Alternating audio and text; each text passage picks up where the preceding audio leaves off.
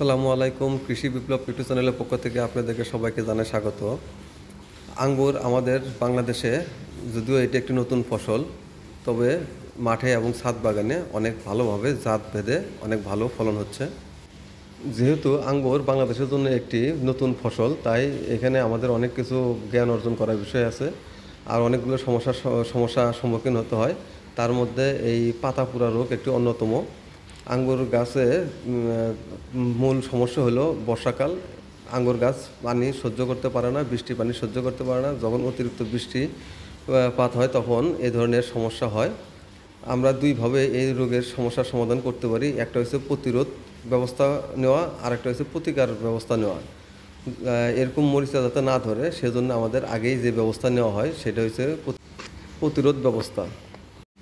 আর এরকম রোগ হয়ে গেলে যে ব্যবস্থা নেওয়া হয় তাকে বলা হয় প্রতিকার ব্যবস্থা।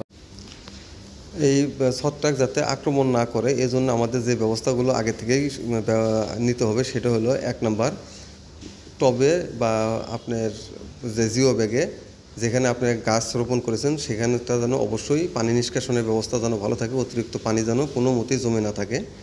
2, অতিরিক্ত ডালপালা ছাঁটাই করে দিতে হবে। আঙ্গুর গাছে বেশি ডালপালা দরকার নেই, যেসব ডালপালা দরকার নেই সেটাকে অবশ্যই ছাঁটাই করে দিতে হবে। আর 3 নম্বর হচ্ছে বর্ষাকালে গোবর বা জৈব সার বা সরিষার খোল ব্যবহার করা থেকে বিরত থাকতে হবে, কারণ এতে পানি ঘন ঘন জমে থাকার কারণে এখান থেকে ছত্রাকের আক্রমণ হতে পারে এবং ছত্রাক জন্মাতে পারে।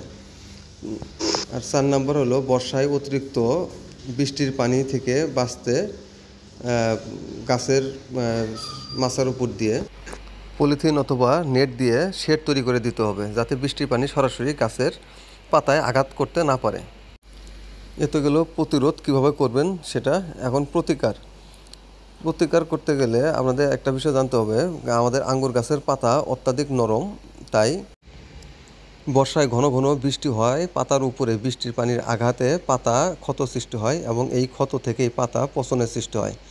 আর এই বৃষ্টি হওয়ার পরপরই যখন আবার রোদ ওঠে তখন রোদের তীব্রতায় এই পচন জায়গায় আবার শুকাতে শুরু করে, যেটা আস্তে আস্তে পুরা পাতায় মনে হচ্ছে যে কেমন পুরা রোগের মতো বা শুকিয়ে আস্তে আস্তে পুরাটাই নষ্ট হয়ে যায়।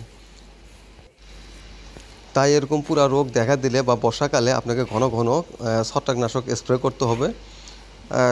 ম্যানকোজিম বা কার্বনডাজিম গ্রুপের যে কোনো ছত্রাকনাশক চেষ্টা করবেন যাতে 2টা কোম্পানির ছত্রাকনাশক আপনি স্প্রে করতে পারেন। এই সপ্তাহে এটা একটা স্প্রে করলে পরের সপ্তাহে অন্য একটা কোম্পানিটা স্প্রে করবেন, এতে আপনার ফলাফল ভালো পাবেন। আর যদি টানা বৃষ্টি 3-4 দিন হয় সেক্ষেত্রে আপনাকে বৃষ্টি কমে যাওয়ার পরপরই এই ছত্রাকনাশক স্প্রে করতে হবে। আঙ্গুর চাষের জন্য এই পচন রোধ করার জন্য আপনাকে ঘন ঘন ছত্রাকনাশক স্প্রে করতে হবে। সেটা যদি সপ্তাহে 2 দিন হয় তাও করতে হবে।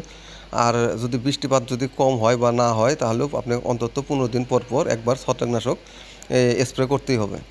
আর নিয়মিত যদি আমরা ছত্রাকনাশক আর সাথে একটি যদি কীটনাশক ব্যবহার করি তাহলে আপনার গাছ এরকম সতেজ এবং রোগবালাই মুক্ত থাকবে, আর পচন রোগ থেকেও আপনারা মুক্তি পাবেন।